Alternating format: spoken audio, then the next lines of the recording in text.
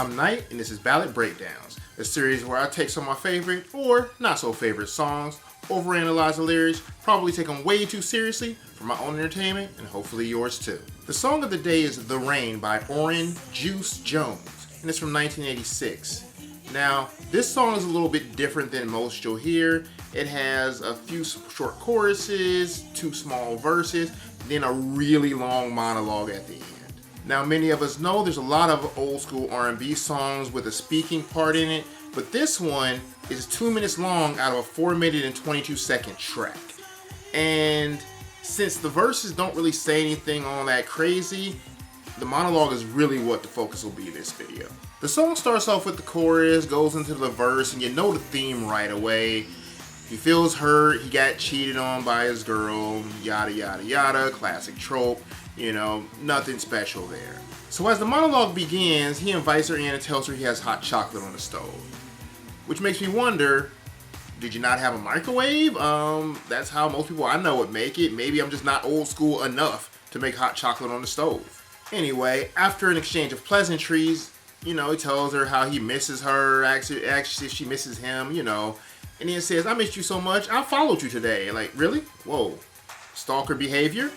And then the way he tells her to sit down is kind of aggressive, making you start to worry about him.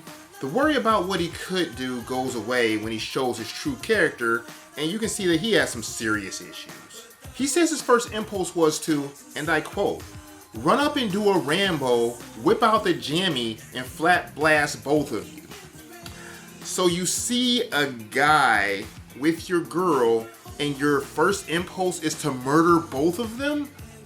Really? Damn. And what made him not want to follow that impulse? The fact that murder was wrong, the fact that this was an extreme overreaction, maybe some other reasonable thought? Nah, none of that. He didn't want to mess up the $3,700 Lynx coat that she was wearing, I guess, by splattering their blood all over it. I guess it's a good thing for her she chose to wear the coat that day. And then he has her sitting there talking about how he was just thinking about murdering her. I'm pretty sure that's psychological abuse right there.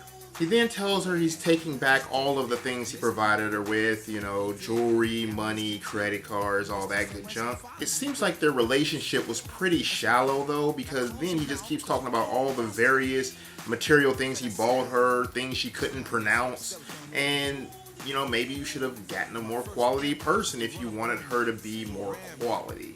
As the monologue comes to a close, he calls the guy she was with an alley cat coat wearing, hush puppy shoe wearing crumb cake. Maybe that was a pretty solid burn for 1986, but I just thought it was kind of laughable. He then says that she's like cornflakes without the milk. And so that makes me wonder, was she made to prevent masturbation? Is she part of a nutritious breakfast? Is she dry? I don't know. That's kind of a bad simile. As he kicks her out of the house, the last thing he says is, and don't touch that coat. He really seems to be concerned about that coat. Well, if you enjoyed the video, like, share, subscribe, hit the bell for notifications. You know how it works. If you have anything you want to say, comment, any new ballads you might want to suggest, comment below, and I'll get back to you and we'll see about, you know, working with that one. Until next time. Somebody like me one of these days. Until then, know what you gotta do? You gotta get on out of here with that alley cat coat.